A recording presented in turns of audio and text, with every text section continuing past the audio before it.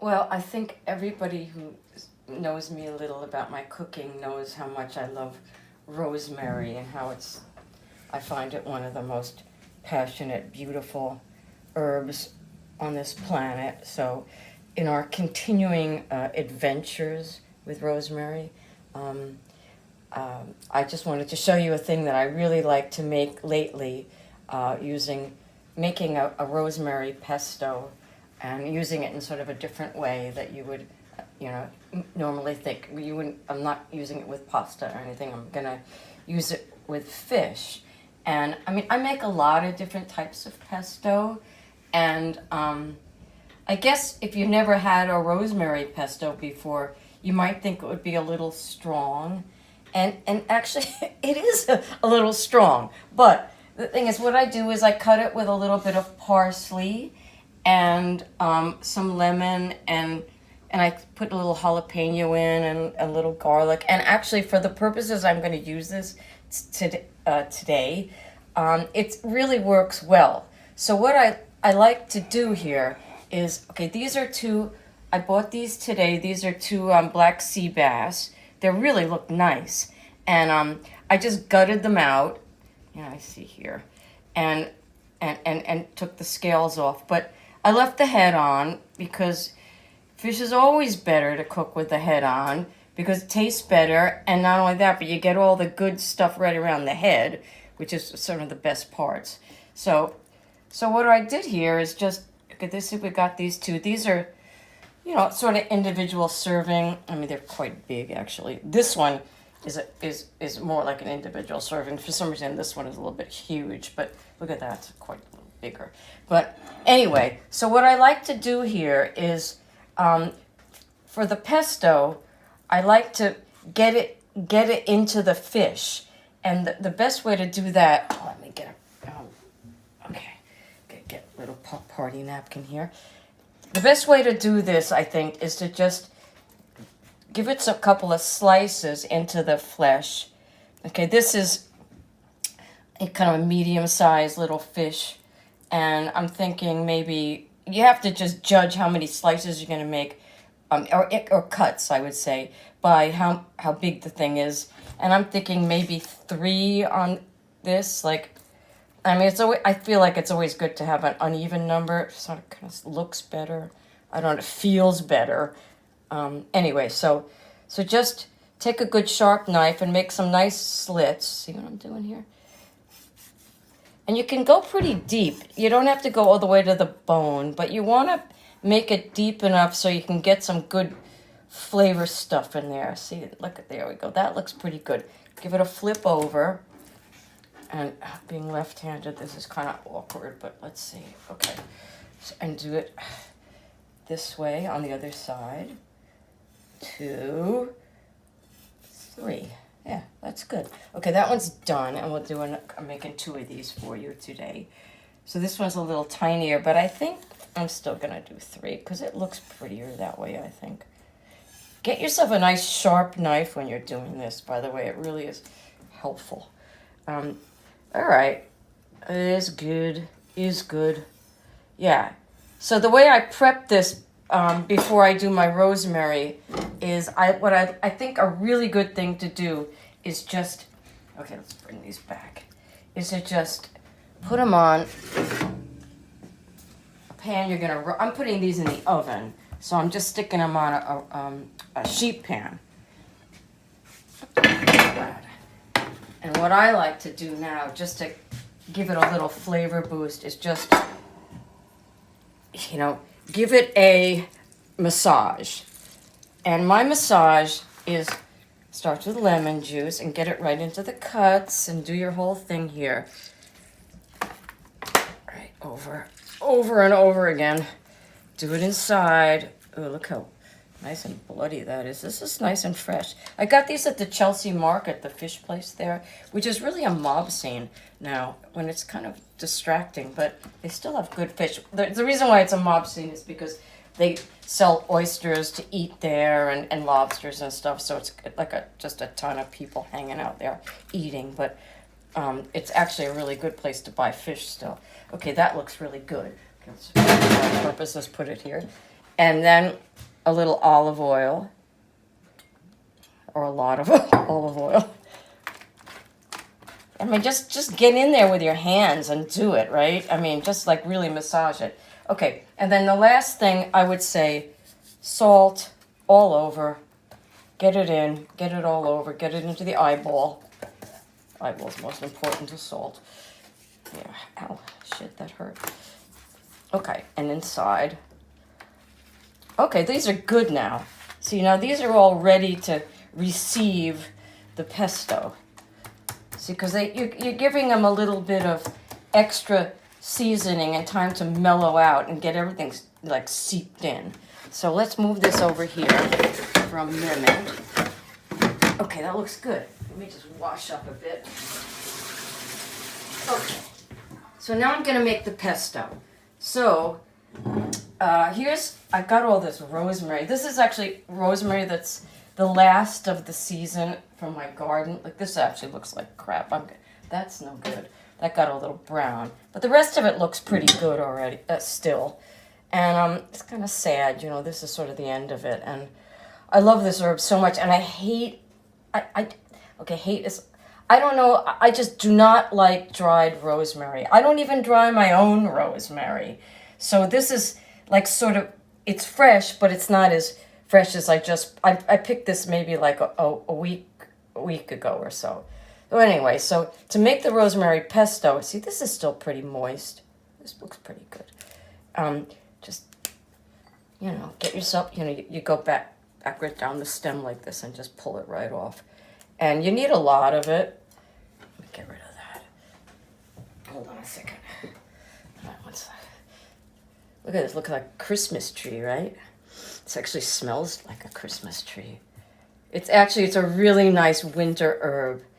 I mean, this is sort of a winter dish in the oven. You could actually, you'll see when you see what I do here, you'll see that it could just as easily be done on a grill. This probably is enough rosemary. I know it looks like a lot, but we have 2 big fish, so. Anyway, so there's that. And pesto, you know, a little garlic. I don't like a lot of garlic in any kind of pesto. And Americans use too much fucking garlic in every pesto. So I'm just saying, I mean, I'm going to use for this whole thing, for the 2 fish, maybe like half of this. I know you're thinking, well, that's not enough garlic. Yeah, it is enough garlic, actually. I mean, because this is fresh garlic. It's strong. So just give it a rough chop, like that. Give this a little rough chop too. Okay, so we got that. We got the garlic. Oh, what the hell? Let's use the rest of it. And then I'm thinking, because I have jalapenos, I'm going to throw a little bit of this in. It's not like a classic Italian pesto ingredient, obviously, but, you know, it's good for something like this. It's just, you know, a medium heat. Be nice, I'm thinking, right? Just give it a preliminary chop like that. And then just to stretch it out so it's not just pure rosemary, which could be a little bit intense, I'm going to use a bunch of this nice parsley to bulk it out a little. See? Maybe a little more, right? A little more. Yeah. And, you know, it's interesting because I oftentimes I do make pestos in a mortar and pestle, but rosemary is really, really hard to grind in a mortar and pestle. I mean, it's too, you know, piney and too pine needly. So, you know, you can be grinding, and you're not going to get anywhere. So, frankly, I think it's easier to do it in here. So that's what I do. So, actually, I just throw everything in together. Here, wait, hold on. Let's get this. Let's get that. Yeah. It's good. And, you know, sometimes salt. You need salt. Sometimes what I like to do with this, not always, but just to bulk it out a little bit, add a little pine nuts or a little almonds. I mean, you know, you don't want cheese with the fish. And also roasting the cheese makes it like gummy and weird. So what you know, a little bit of nuts are not bad though. So I'm just going to put a tiny bit in just to give it a little body. I'm thinking. And maybe no black pepper or any kind of pepper because we have the jalapeno. And should I put lemon zest in with this? Maybe I should. Yeah, I don't always, but yeah, here we go. Let's do a little lemon zest here, because why not? Why not? Okay, by the way, I'm sure you know what these are. These are great. These are good zesters. Okay, so maybe like a half a lemon, I don't know. That looks good. And so then we got olive oil, and I know that looks like a lot of olive oil. Okay, well, I love olive oil. All right, so just give it a pulse. You see, like, I mean, this is the way to go with rosemary. I mean, you know, you could do it in the mortar and pestle, but you'd be there for all day. And that looks about, let's see what it looks like. Oh, that looks good. Okay, let me just taste it. Let me just make sure it's seasoned enough. Yeah, that's good. That's good. I think almost I could use a little more of this. I don't know. It's hot, but not. Oh, it's not hot enough, maybe. I don't know. Maybe this is stupid. It's not. You don't need that. But what the hell? You know, it's good since it's only going to be a condiment for the fish, not like a sauce. It should be a little more intense, I think, than a regular pesto that you might use for like a pasta or something. All right, that's good. All right, here we go. So now we got the pesto and it's looking, see how nice and green it is? It looks beautiful, right? Let's get rid of this so I don't like cut my arm off. Put that over here. So, okay, so we got this, and this is all, you know, lemoned and olive oil and salted up. So now what you want to do is just start, you know, stuffing in here. It's going to be a mess, you know, but that's fine. I mean, a mess is good. Here. Yep. Yeah. Yep. Yeah. See, this is great because you get it. Not only do the slicing make it cook a bit better, easier in a way because you're getting more heat down into the bone, but you're getting all the flavor down into the bone too, which is delicious. Okay, let's go. Yeah, now you're gonna see what I'm gonna. Well, okay. Give it a flip. Do the other side. Ooh, yeah, very nice, very nice. Yeah, this is like a. I don't know, this really reminds me of Christmas Eve, although it's not Christmas Eve, but this is a good thing to make for Christmas Eve, because you've got the rosemary, which is very, like, you know, Christmas trees tasting, and then you have the fish, which for Italians like me, you have to have for Christmas Eve, and yeah, there we go. All right, we got this done. Is there another? Yeah, there's another slice here. Okay, so now what I want to do is, with the rest of it, put some inside. Put some in here. Oh, these fish are so cute. Okay, looks good. And you know, you can smear on whatever is left, which I'm obviously doing. Yeah, look at that. Good, good, good, good. Ouch, ouch. Get some under there. Yeah, very good. Okay, this is looking pretty good now. I know it looks like a mess, which is fine. All right, so I'm thinking that's about ready. Yeah? Yeah. Okay, we're good. All right, so I'm just going to stick these in a really hot oven. I've got it preheated to about 450 or 460 or something. I forget exactly, but it's hot. You know, you want to really kind of, you know, slam these. And let's just put them in. And I'm thinking, all right, yeah, let's get them in. And I'm thinking probably around the size of these fish, I'm thinking maybe about 18 to 20 minutes or something like that. So let's put them in here. And then after some time, we'll take a look at them and see what they look like completely done, and then they're ready to go. Okay, so I'll see you in a little bit. Okay, bye.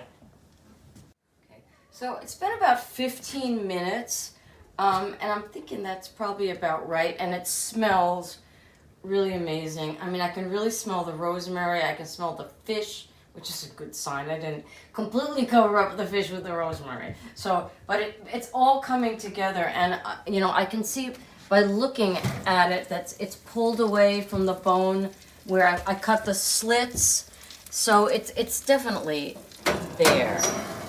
I mean, let me just check it. Yeah, you can see. I mean, it's perfect. Look at that. Okay, we're there. We're good. So I'm just gonna take this out. See, look at how pretty that looks, right? Oh, and I'll probably baste it with a little bit of the juices when I plate it. So, you know, this is an individual. Oh, look at the eyeballs popping out. That's always a lovely thing. I actually sometimes eat the eyeballs, but it pretty much grosses everybody out. So, but this looks really beautiful. You see how all the pesto is like really got seeped in there and makes for a really beautiful. I mean, the smell is really wonderful. I'm actually thinking about making this for Christmas Eve now. This came out so nice. And well, tonight this is an individual fit. This one is a lot bigger than this one. I know I've said that before, but they should ideally maybe for individual serving it should be about that size, which is about like I don't know, pound and a half, pound or something. So tonight, what I'm going to serve with this lovely rosemary fish is I had some leftover chickpeas that I had cooked up a couple nights ago for something else. And so what I did was sort of repurpose them for this. I just made a little bit of a chickpea stew. I added some tomatoes and some herbs and some onion and celery and stuff and a little wine. And so I thought that would be a really nice thing to go with this. And then I also have a salad and a little cheese. I think I have a caciocavallo, so we'll have that after. But this is like a really nice thing together, I'm thinking, right? It's very, very Mediterranean, but also like, you know, today it snowed, so in Manhattan. And so this is kind of a good winter meal too. And okay, well, thank you. I hope you enjoyed this, and I hope you make it. It really is worth it. And, you know, you got to get yourself cooking whole fish. You know, it's not, as you can see what I did, it's no big deal. You know, you can have your fish person, you know, gut them for you and, you know, and leave the damn head on. It's really delicious that way. And you can see if you just throw them in the oven, you know, you don't have to really, it's not a huge scary thing. And so that's all I'm saying. Whole fish is not scary, and this is actually beautiful. So, all right, well, I'll see you next time for some more herbage. Bye.